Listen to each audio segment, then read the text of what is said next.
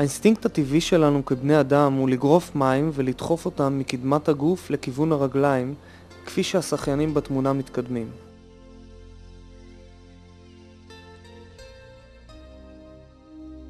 בשיטת TI תלמדו לשחות מהר יותר אם תחזיקו את המים והיד ללא תזוזה בנקודה מסוימת, כמו שלב בסולם דמיוני, ותחליקו את הגוף מעבר לנקודה זו.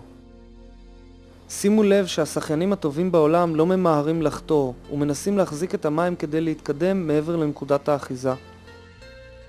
הדבר דומה מאוד לפעולה שעושה משות כשחותרים בקייק.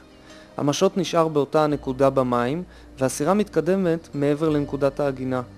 ניתן לראות שמספר התנועות שאיאן טורפ מבצע בגמר אולימפי הוא 30 תנועות ל-50 מטר, בשעה שרובנו מבצעים אותו מספר תנועות בבריכה של 25 מטרים.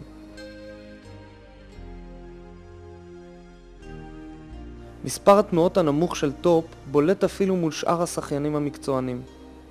אחת הסיבות למספר התנועות הנמוך היא האחיזה המושלמת של טורפ במים.